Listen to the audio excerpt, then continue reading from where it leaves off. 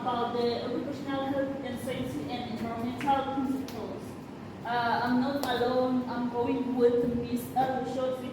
She will be helping me with AMA learning outcome of these lessons. Firstly, I will give you opportunity to introduce yourself and state your expectations that you think you will have to know after these lessons.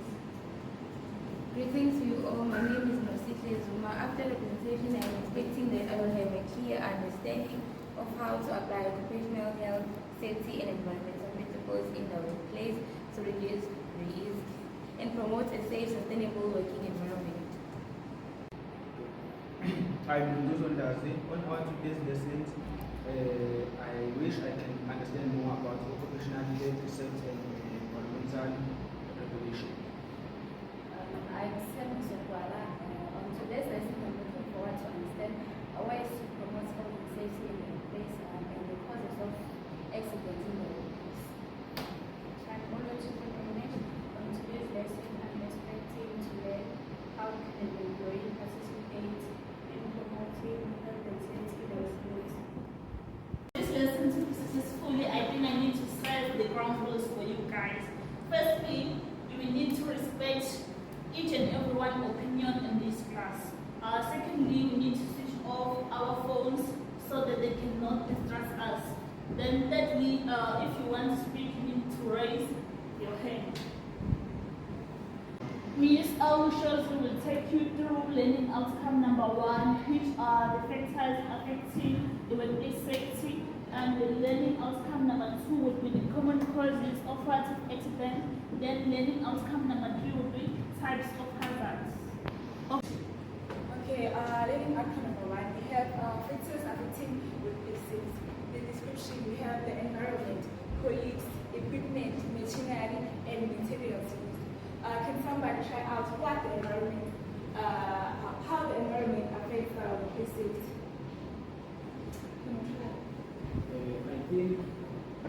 I think when there's a small working space, Force protection. Sorry? Force protection. Okay.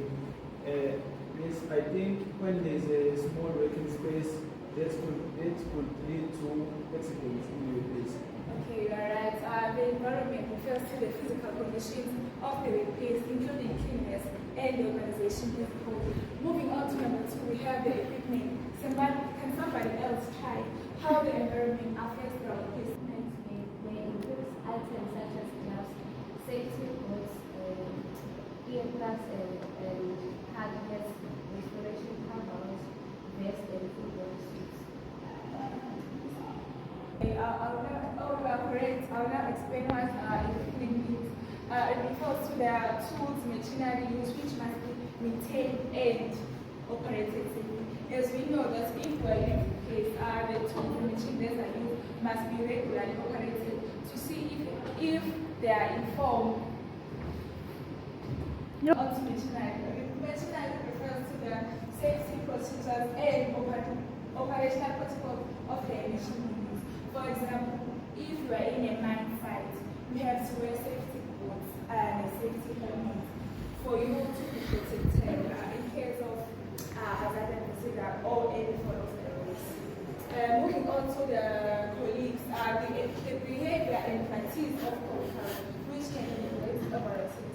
For example, if your co-worker does not abide by the rule and method for you to be protected at the All guys, I can arrange this activity just to check you how far you have understand of parts I have taught you. We will do this together in the class. Alright. The first question is, what is the primary cause of conducting a risk assessment? A, to identify hazard. B, to create job description. C, developing marketing strategies. D, to assess employees' performance.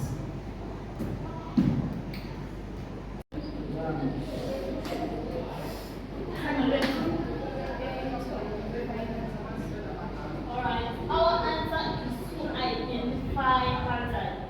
So every organization they do have the dual risk assessment to identify hazard so that workers can be says.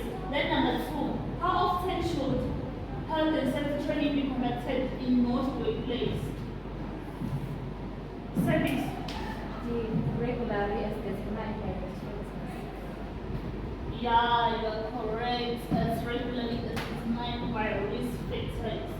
Number 3, which regulatory body is primarily responsible for ensuring workplace safety in South Africa? It's A or B or C or D? Let's see it. B. O. Number 4, which of the following is a key element of a successful safety culture? A, blame culture. B, open communication. C, avoidance of safety discussion. Then D is strict hierarchy.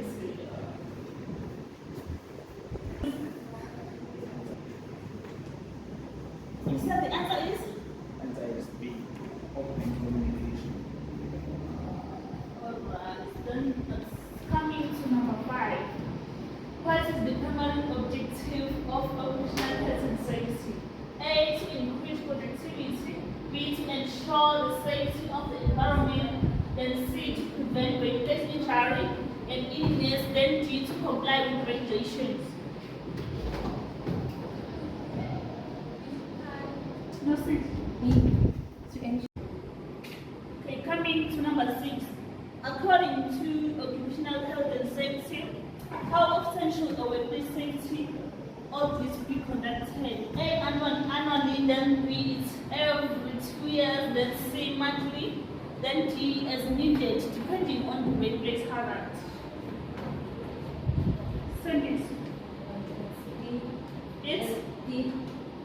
As needed, depending on the workplace hazard. okay. Coming to number 7.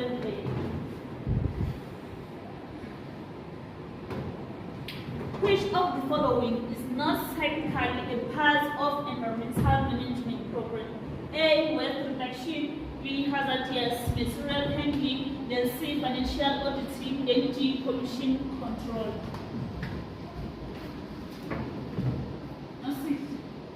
C. Financial auditing.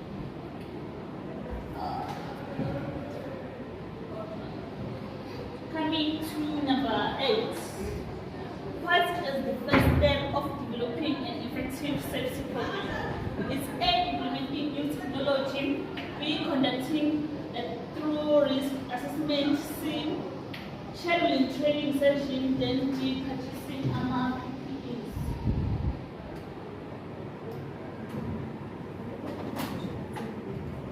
Coming to number 8. What is the first step in developing an effective safety program? A is implementing new technology. B, connecting a thorough risk assessment. C, scheduling training sessions. Then D, purchasing PPEs. Send the rest. B. Conducting a risk assessment. Okay, that answer is correct. We are coming to number 9. Number 9, what action should be taken if hazardous conditions are identified? A, ignore it. B, report it to a supervisor. Then C, only document it. Then D, wait for others to address it. I think the correct answer is D. Yeah. Wait for others to address it. That answer is incorrect. You need to, the right answer is B. You need to report it to the supervisor because the supervisors they enforce safe work practices and also the procedures. Coming to number 10, what should employees do in the event of workplace emergency?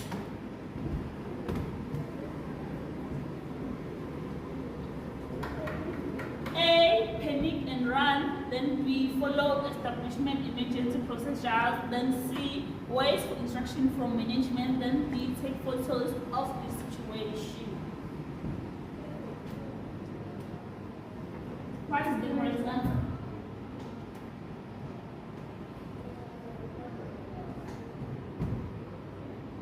Revise it, shows short true or false questions. Question 1, 2.1 Safety protocols should include securing tools materials, using safety nets, and ensuring proper storage to prevent faults. So, is this true or false? Yes, true. Yes, this statement is true. Moving to the next question. 2.2. Maintaining clear pathways and proper landing can significantly reduce the risk of tripping hazard. Is this statement true or false? This is true. Yes. It is false because inspection is required when identifying hazards, because it is essential for maintaining a safe work environment. So now we're going to the last one. 2.5. Regular training on hazard recognition can empower employees to take proactive steps in maintaining safety. So this true or false? Our statement is true. So now we are done with our true or false questions. I'm going to send each of you a link. This link will take you through the evaluation form. In this evaluation form, we're expecting the feedback from you. You will explain how was our service and also what you have, how was the experience with us and what you have learned. So now I'm going to distribute the register for you. We have to write your initial student number and also the signature. After this, I will give you the assignment. Yeah. So I will explain the assignment after you have finished signing the register.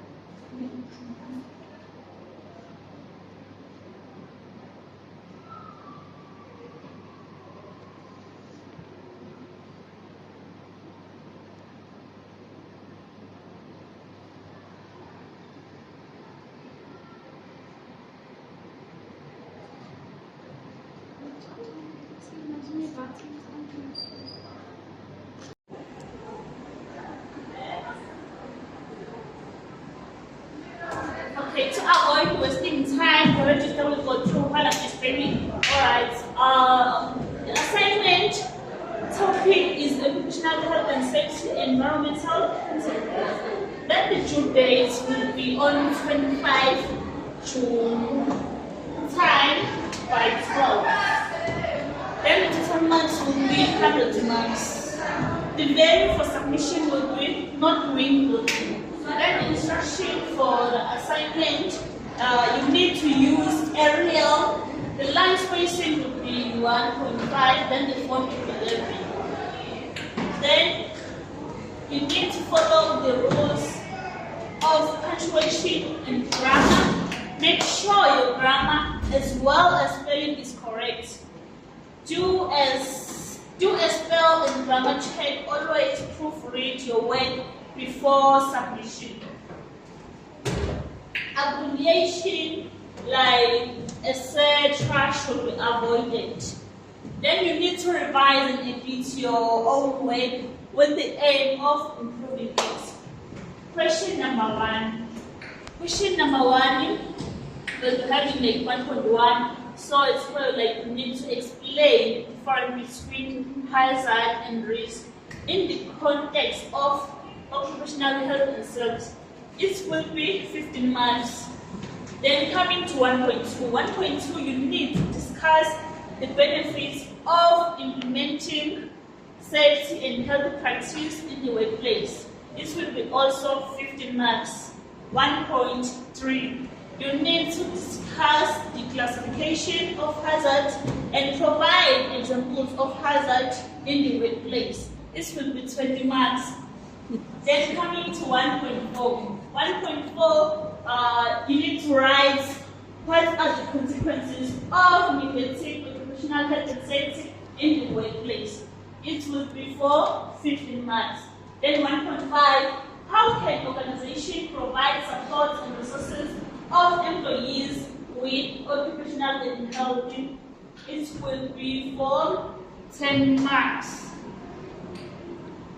Yeah, so this is the rubric on how I will allocate the marks for the assignment. Yeah, the introduction needs to be clear stated, the purpose, and provide the background of the outlines and the end point. So guys, does anyone have questions regarding this assignment that I gave you? Yeah? Which type of reading would you use there? You will have to use the Harvard reference. So I would like to thank you all for taking the time to attend. I would like to thank your president also participating, making this session meaningful. I appreciate your engagement and hope you found it valuable. Wishing you a continued success in your studies and also future endeavors.